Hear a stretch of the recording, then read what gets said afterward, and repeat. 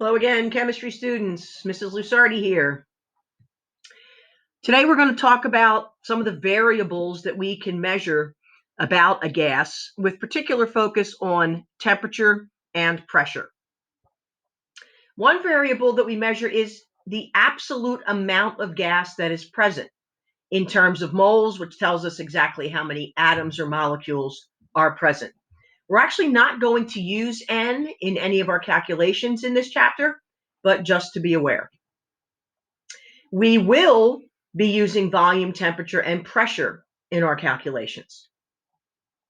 So volume in a gas equation is represented by capital V and measured in either liters or ml, but for gases more typically in liters. We're also going to deal with temperature and pressure, and we need to be familiar with the term standard temperature and pressure. Temperature, whether standard or otherwise, is represented by a capital T. And standard temperature is 0 degrees Celsius. More importantly, that is equivalent to 273 Kelvin.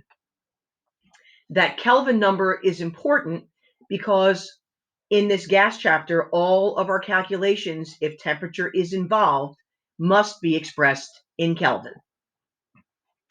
And it's pretty simple to go back and forth between Celsius and Kelvin temperatures. If we know the Celsius temperature, simply add 273, and that will give us Kelvin. If we know the Kelvin temperature, simply subtract 273, and that will give us Celsius. So here are some practice calculations of converting back and forth between Celsius and Kelvin temperatures. Note here, Kelvin equals Celsius plus 273. So for each of these, I'm going to add 273 to get the Kelvin temperature. Important point. Sig digits are always important. And because we are adding and subtracting, we don't count the number of sigs. We write our answer to the same place as the starting value. Remember our little poem, plus or minus in your face, do the place. So if you will, please pause this video. If you don't have the notes printed, and actually I've just revised the notes, so if you haven't, it would be good to print them under the revised version. Pause the video and calculate these values either in your notes or on a separate piece of paper, and then come back again. So hopefully when you added 273 to each of these, that's the numbers that you got. This one was the tenths place. So my answer is to the tenths. 100 with a point is 3 sig, so it was measured to the ones place. My answer is to the ones place.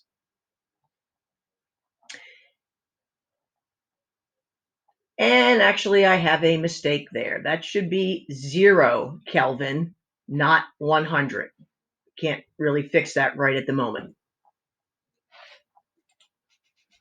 Okay, now let's look at changing Kelvin back to Celsius. We will do that by subtracting 273. So again, please pause the video and try to do these calculations and then come back and see the answers.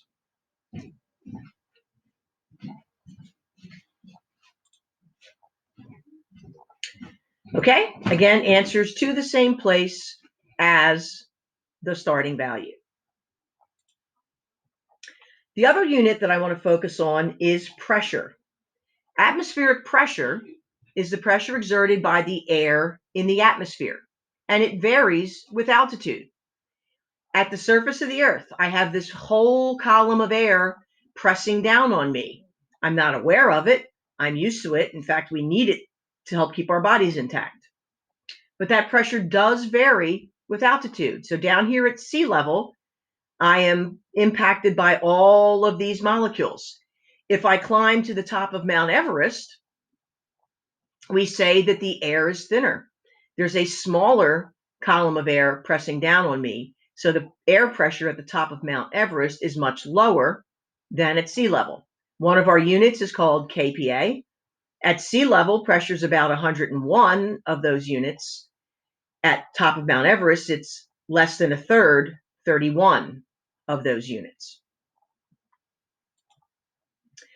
Pressure was originally measured with what we call a barometer, and the first unit of pressure was stated in terms of millimeters of mercury. There are other devices and other units that are currently used. However, pretty simply, you have an evacuated tube and a pool of mercury. Air pressure pushes down on that pool and forces the mercury up into the tube. Normal everyday atmospheric pressure is around 760 millimeters of mercury, which means the height of this column is 760 millimeters. If air pressure gets larger, it will push the column further up to a higher pressure. If the air pressure gets lower, it will lower the column to represent a lower air pressure.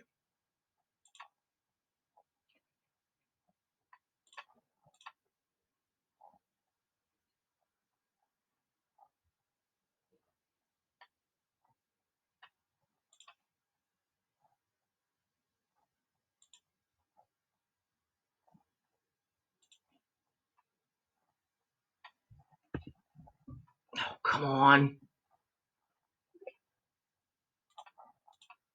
Sorry about that little glitch. I'll hopefully cut that out as I process this. Standard pressure is defined as the pressure at sea level on an average day. And it can be measured in a variety of units, more than the 4 shown here. But these are the 4 that we are going to focus on. At sea level, on an average day, air pressure is 1 atmosphere, which can also be called 760 millimeters of mercury, which can also be called 101.325 kilopascals, and 14.7 pounds per square inch.